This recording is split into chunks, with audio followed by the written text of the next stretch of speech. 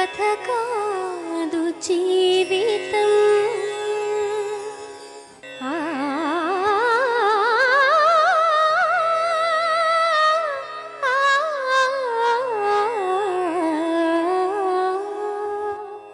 ఇది కథ కాదు జీవితం.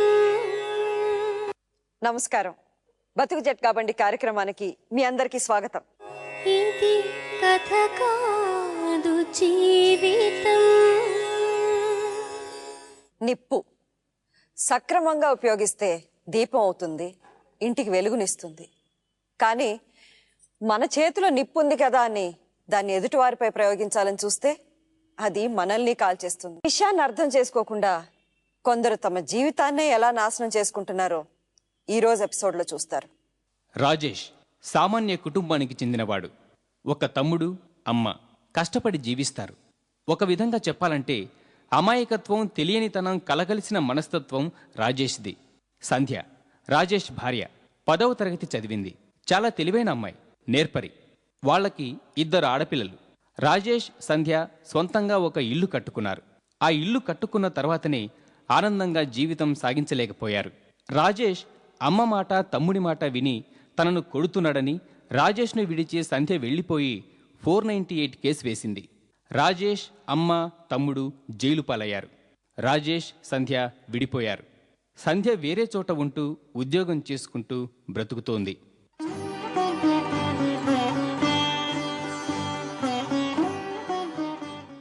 నీ పేరేంటి బాబు? నా పేరు రాజేష్ అండి. రాజేష్. ఏం చేస్తుంటావు? కైకిలి పని మేడం. కైకిలి పని, కూలి పని చేస్తాను. కూలి పని. వాళ్ళు? మా అమ్మ, మా బావ, మా తమ్ముడు. మీ తమ్ముడు. 2003 మార్చి 28 మ్యారేజ్ అయింది మేడం. మార్చి 28 మ్యారేజ్ అయితే 6 months వరకు ఏర్పడాలని లొల్లి పెట్టారు సార్. వేరుపడాలి. వేరుపడాలి 6 నెలల తర్వాత. 6 నెలల తర్వాత. ఎందువల్ల అంటే అత్త మామతో ఓర్స్తలేరు అని ఏర్పడాలని చెప్పారు మేడం. సరే అని అట్లనే పడేశారు. మా అమ్మనే ఇక ఉండద్దని. మీ అమ్మకి నీ భార్యకి గొడవలు జరుగుతుండయా? గొడవలు ఏం లేవు మేడం. వాళ్ళు కావాలని పడితేనే మేము పంపిస్తామనే ఉద్దేశం. వాళ్ళు తీసుకుపోయి నానా అవస్థలు చేసి మమ్మల్ని 4-5 సార్లు ఆడికి పోయినాం. వాళ్ళ దగ్గరికి పోయి తీసుకొని పెద్ద మనుషులు తీసుకుపోయి కాగితం రాపించుకొని కొట్టదు తిట్టదు. ఆడికైనా ఆల్రెడీ అది వరకు మేము కొట్టలేము మేడం. అప్పుడు కిరాణా షాప్లో పనిచేసిన మేడం. మా ఊళ్ళో ఒక కిరాణా షాప్ ఉండే. ఆ కిరాణా షాప్లో గుమాస్తాగా పనిచేస్తుండే. అప్పుడు మ్యారేజ్ అయిపోయింది. మా పెద్ద బిడ్డ ప్రెగ్నెన్సీకి వచ్చింది అన్నట్టు. 7 months పడ్డాయి. 7 months పడ్డాక మా అత్తమ్మ గిట్ట వచ్చి పంపించాలంటే 7 నెలల్లో పంపించరాదు అని మేము చెప్పినాం. చెప్తే ఇను లేదు, ఏడుచుడు అవ్వ బిడ్డలు కలిసి. 2 ఏడిచిన వాళ్ళే సరే అని మా అమ్మ ఏం చేసింది, ఆ షాప్ కాడికి వచ్చి నన్ను బదిలాడింది. బదిలాడిన వాళ్ళు సరే అని మా సేటు గిట్ట వాళ్ళు ఇవ్వలు ఒప్పుకోలే. ఈ 7 నెలలు పంపించద్దు, మంచిది కాదని మా సేటు వాళ్ళు గిట్ట చెప్పారు. వాళ్ళ భార్య వాళ్ళు ఇక వాళ్ళు ఏడతారు, తల్లి బిడ్డలు అలా గోస తగులుతాయని మా అమ్మని అన్న వాళ్ళు సరే అని పంపించింది. పంపిస్తే మొత్తం బంగారం అన్నీ జరుపుకొని ఫస్ట్ సారి వెళ్ళిపోయారు మేడం. నేను కిరాణా షాప్లో గుమాస్తా. వాళ్ళు నన్ను బయటికి వెళ్ళనియరు. జీతం ఉన్న కాడ బయటికి రానియరుగా మేడం. అయితే ఆడికి మళ్ళీ ఇంటికి వచ్చి లంచ్కి వచ్చి చూసేసరికి ఓన్లీ నా బట్టలు తప్పితే ఆమె బట్టలు ఇవ్వలేవు మేడం. మొత్తం చదువుకొని వెళ్ళేసింది. పోయినాక తెల్లారి లేదు మరణాన్ని నేను ఫోన్ చేసేది బట్టలన్నీ మొత్తం చదువుకొని పోయినా అంటే నేను నీకు ఇంకా మళ్ళీ వస్తానా అని కొట్టేసింది మేడం. సాఫ్ సీదా కొట్టేసిన వల్ల 5-6 రోజులకు మళ్ళీ పోయినా.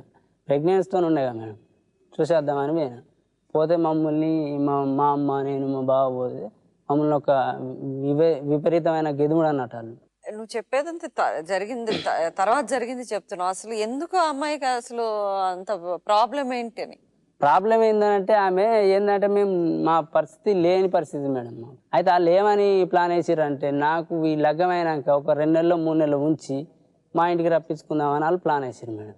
ఇల్లరికం లెక్క వాళ్ళు. ఇది అమ్మాయి తన నోటముట్ చెప్పిందా నీకు మా ఇంటికి వచ్చిండు? అయితే ఇది జరిగినాక 21st డే అయిపోయినాక ఈ సిచ్యువేషన్ వచ్చింది. ఈయనే ఉండాలని కిరాణా షాప్ పెట్టిస్తాం, ఈయనే ఉండు, నీకు ఒక రూమ్ చూపెడతాం, కిరాణా షాప్ పెట్టించి ఉంచుతామని అన్నారు మేడం.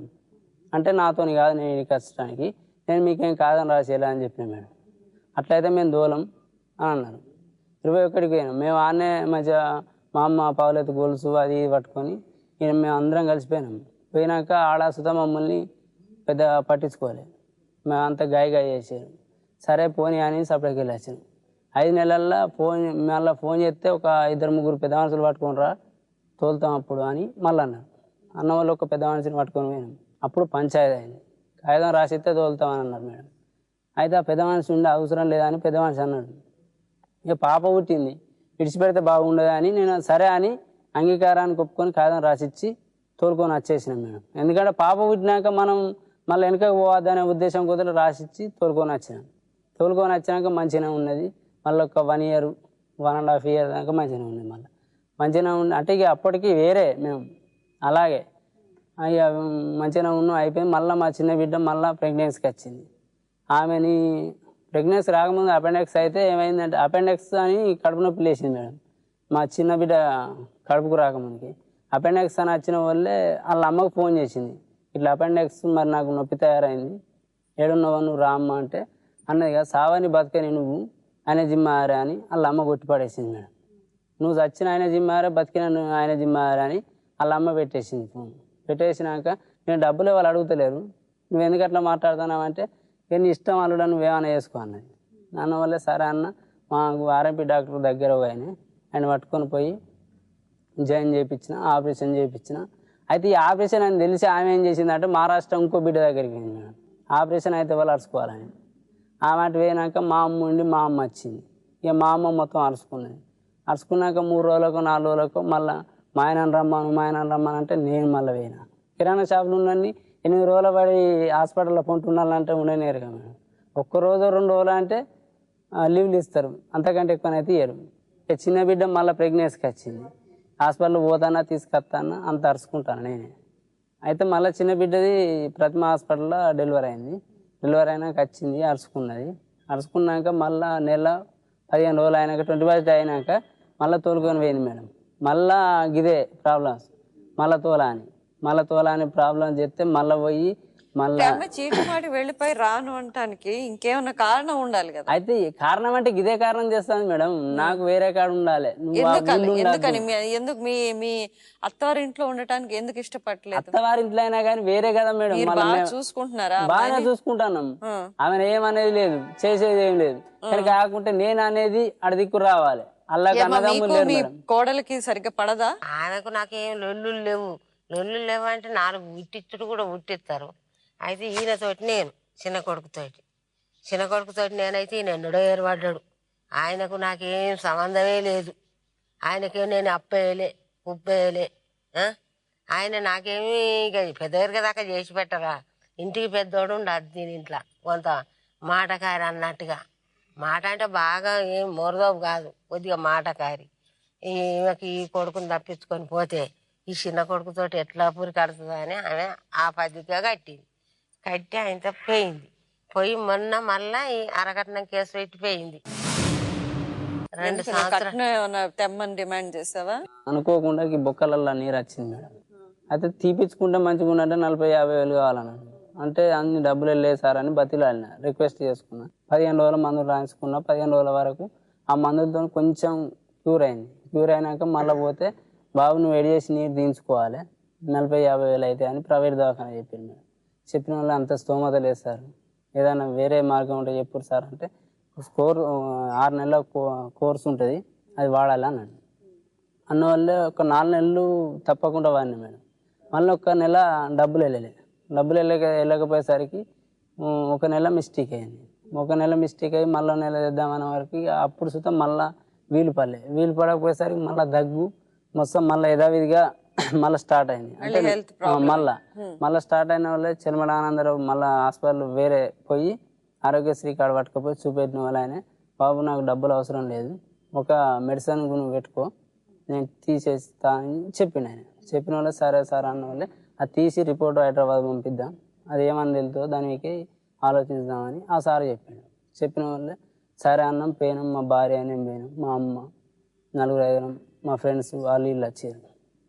పోయినాం, తీసినాక అది రిపోర్టు పంపించిండు హైదరాబాద్. పంపించి చెకప్ చేయించి వచ్చినాక అంటే దాంట్లో పాజిటివ్ అని వచ్చింది, నెగిటివ్ అని రాలేదట. అది ఏదైనా మనకు తెలియదు, నాకు చదువు రాదు. అది చెప్పిన వాళ్ళే బాబు టీవీ కిందికి వస్తుంది, మెడిసిన్ వాడాలి కంపల్సరీ 6 నెలల వరకు, కంపల్సరీ రెగ్యులర్ తప్పదు, ఇది గవర్నమెంట్ దాంట్లో ఇస్తారు, నీకు డబ్బులు తలిగాయి, ఇది మాత్రం కంటిన్యూ వాడాలి అని చెప్పింది. ఈమె ముంగనే చెప్పారు మా భార్య ముంగట. సరే అన్నాం. ఇక ఈయన బతికే పొజిషన్ లేడు, నన్ను సాదడనే ఉద్దేశం కొద్దిలా ఆయనతో నేను ఇంట్లో ఉండగానే పోయి వరకట్న కేసు మా జూలైపల్లి పోలీస్ స్టేషన్ పెట్టింది, వెళ్ళిపోయింది మేడం. ఇది కథ కాదు